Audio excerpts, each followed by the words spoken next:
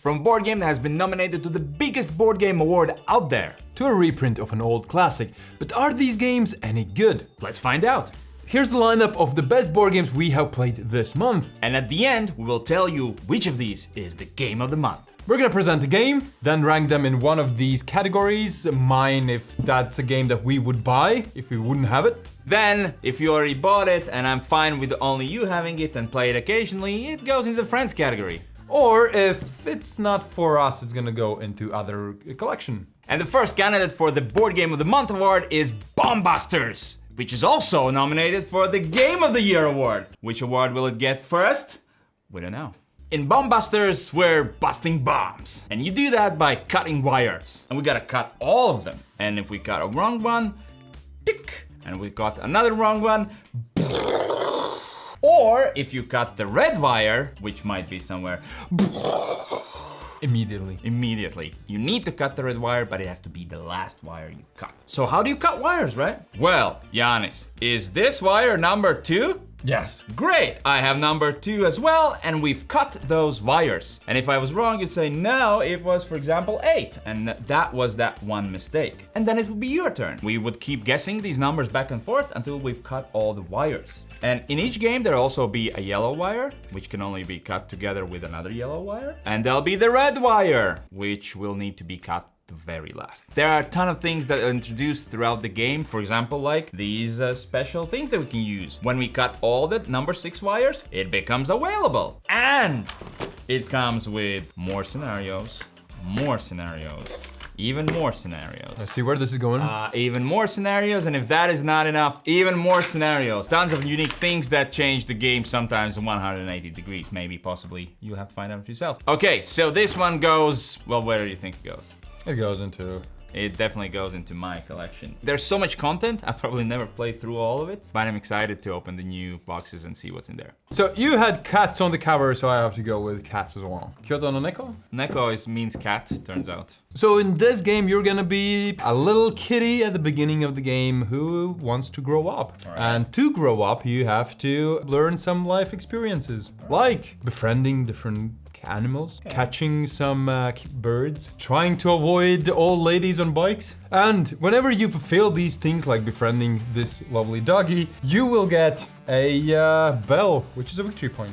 Whoever gets to this spot, which is the victory spot, you win the game. You can mostly do that by moving outside of your house, turning around these pole icons, and then either deciding to interact with it or moving forward. And this is, for example, a birdie, and you want to hunt it down because you're a murderous catty. You can do that by rolling a die, and if that die sum goes together with your hunting skill, if it's over the bird's limit, then you capture it and get benefits from it, and sometimes a bell. But that's basically it. There are these hidden objectives around the board. You just try to discover them and fulfill these 5 objectives. That's it. Again, there are this crazy old lady that's trying to hit you with her bike, so be careful at what points you cross the road. You will want to climb these cherry trees, because then you can discover any 3 paws and get extra information and so on. A lot of life experiences to be had here as that little kitty. If you're a cat person and you like luck, then great. For me, it goes into other collection. I mean, it's a fun little game where you walk around and roll a die to see if you progress or not. I have a teeny tiny game right here called Kariba. Hi, Kariba! Kariba is by the world famous Rainer Knizia, who has designed 701 game. This is a place where animals go to drink, and they'll scare away some animals. And those animals they scare away, you will get as points. On your turn, you can play 1 or more of the same animal. When I play those cards, there are 3 or more of that animal, I gather the next lowest number. The only exception is 1 scares away 8. 1 is a mouse and 8 is an elephant. So for example, it's my turn, I'll play 2 rhinoceroses, and there's 3 or more of them, they scare away these cheetahs, and those are my points. And that's it, and we play until the deck runs out, you play all the cards in your hand, and you just add up the points. Super simple. This is my Uno replacement at home right now, to play with kids. You know where it goes, right? Oh well. Okay, in my collection. Of course it does. It goes into my collection. For me, it's a reprint of an old classic, Assyria 2nd edition. This beauty is a Euro game, meaning that you will build next to the 2 rivers, and you will try to build the best civilization that will last forever, or ever, forever. Or like a couple of hundreds of years, maybe 1,000 years, we'll see. And you do that by getting the most victory points. And the game kind of has 2 parts. And the first part is bidding part, because there are these lines of cards right here, and you will be able to bid on them. And how you can bid on them is by paying victory points. You have to share these resources. You have to figure out who's gonna go to which line, so there's great interaction right there. And then when everybody has outbid each other a million times and then settled down on some of the cards, then the second phase comes where you get some camels and then spend those camels to build around these rivers. And that's it. You basically will pay those camels to do a bunch of different kind of actions. And based on where you are placed on the map, you will get more and more camels to do actions. So the placement is very, very important. And the very crucial thing is that you need to pay food for all of these buildings. And these cards have food. Here's meat, right? So if you want to keep that one, you have to pay at least 1 meat. So I just drafted this card, so I will be able to keep this hut right there. A lot of things going on, but it's actually pretty straightforward. You draft these cards, then you pay for your huts, then you get camels, and then you build up your cities. It's a really good game. I enjoyed it. One maybe struggle from it was that you don't feel as much progressing as in other Euro games because you constantly keep dying. The huts, you can't feed them, they keep dying. So you're constantly in the struggle and don't build up engine. I wouldn't call it like an engine builder Euro game. You're more like kind of fighting the tides. And I would play it anytime somebody would suggest it. Okay. I won't be backing it myself, but definitely on the high top of friends category. I really enjoyed it. All right, my next one is Harrow County. I saw this like a month or 2 ago in your board game shelf, and this was the one that I was really excited to try out.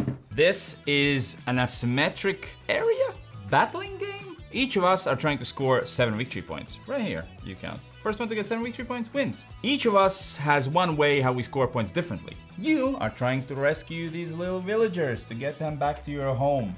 Each time you do, you get 2 victory points. I am trying to destroy that house by creating storms all the way to that house right there. And then we both can get victory points by either controlling the center area, like King of the Hill, or fighting each other. And how it works is, on my turn, I will pick an action, do an action, then you will pick an action. And I will pick an action. What we'll do, we'll move these around, we'll fight each other. You have your fully differently working faction. Like you have different cards, you have different ability, different way your actions work. Mine's totally different. I'll pull actions from the bag and see what happens. You can do specific ones. My power is different. Like it's very asymmetric. How the combat works is each time we fight, we will take these cubes and throw them into this tree. And some will fall out and some won't. So we each threw in 3 in there, and then you know that you have more there than I do. So like, probably next combat I'll win. And that it's part of the box is also very cool. I think one of the best parts actually is it plays in like 40 minutes. All right, Harrow County, where does it go? I think you could tell, yeah, it does go there. Did you bring any good games? I mean, that's your job. That's fine. We've lately been buzzing about this game. We certainly have. Let's sit down and have a picnic and enjoy our fellow creatures around us. In this game, you're trying to collect different insects and they will score you points. And if you get certain sets, for example, 4, 3, 2, then you will get extra points. And how you can get actually insects in your pile, first of all, you will have to play out guards and play in your score pile some insects. But there are some annoying insects that go in the middle of the table and you can try to then hit them and then you will score all of them, except there sometimes can be played wasps that will give you some minus points. This is a chill, friendly game, right? No, it is not. It's full of meaniness. It's the meanest picnic you've ever been to. Because you will constantly try to steal insects and points from other players. You will constantly try to screw with other people by playing out wasps in the middle of the table so they score some minus points. Or bluff with these cards and say, there's a lot of wasps, and then do the hitting yourself. All you're doing is turn, you just play one card. Play one card, and pick one up, and it's very quick and dynamic. There's no time to get bored in this game. There are some expansions that are kind of must have at one point to make the game more interesting. For example, you can get flowers where you can place insects and then they don't fly away as soon as you play a card in your score pile. It's a simple, quick card game that works great. And it's not available yet, but it is coming to a Kickstarter in July.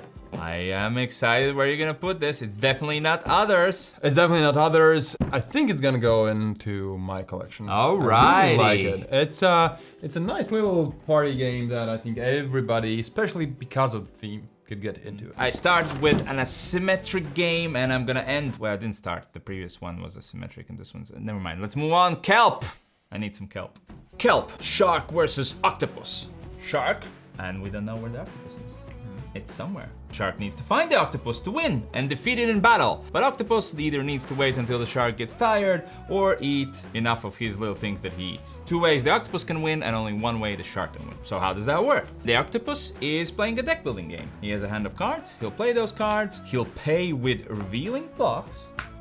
Get new cards in his discard pile, and then when those get reshuffled, you know, you get better cards, cooler cards. The shark is playing a bag building game of sorts, where the shark has a little baggie, they'll pull out some dice, and those dice will let you search for the octopus. For example, if I rolled like a 4+, I could search here, and then the octopus has to reveal what's there. And if I find the octopus, I can use the red die to attack him. And then we play kind of rock, paper, scissors game. And I will pick the card. And you're trying to match my card. If you do, I'm immediately dead. But the shark gets tired. Each time you use dice to attack, they go into your tired track. And if it fills up, you are too tired to catch me. And the octopus wins. It looks amazing. It has one of the coolest rulebooks I've read. Because in each page, right here at the bottom, there's an interesting fact about the life in the sea.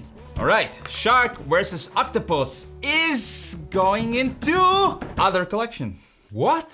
It's one of those games where I read about it, I bought it, I unpacked it, I even sleeved it, and I thought this is gonna be the best game I played this year.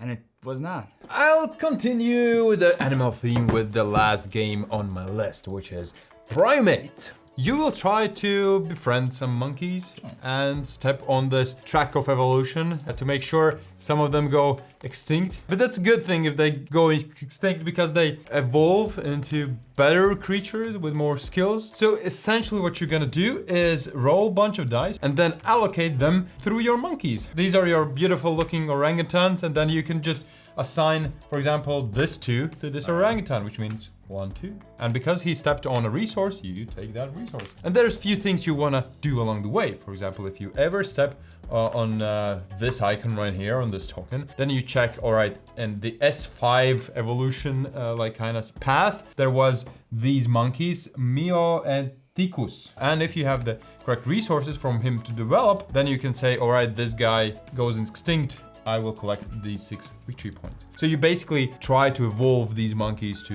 new like forms. And other thing you want to do, you always want to go with these monkeys to the top of these lines, because then you will also be able to get new like powers. If you can get new monkeys, which gives you points, and then you also might get new cards that will give you some victory points. And also there are these extra scoring points that you can kind of gather during the game as well. It's a really nice educational game, but we are here to talk about the game part about the board game, right? Yes, the gameplay is the key. The gameplay for me is nothing, not to say it's a bad thing. For what it sets out to be, I think it's pretty good. Roll a bunch of dice to read cards about animals and then combo them. So last thing that is left. Here is the mountain of great games that you would buy if you wouldn't have them, right? So which one is the game of the month? I don't know, they're all good. Okay, I would pick from these 2. Okay. So, Giannis, the game of the month honors go to... Okay, I'll pick the one I really want to play the most. Okay, I'm just gonna pick that one. Yeah. And that's this one. The game of the month honors goes to Harrow County, because he said so. Thank you for watching. If you enjoyed this video, then we did the same video last month and then the month before that. Which game was your favorite that you played this month? Let us know in the comments so we know what games we should play next time. Bye. Bye.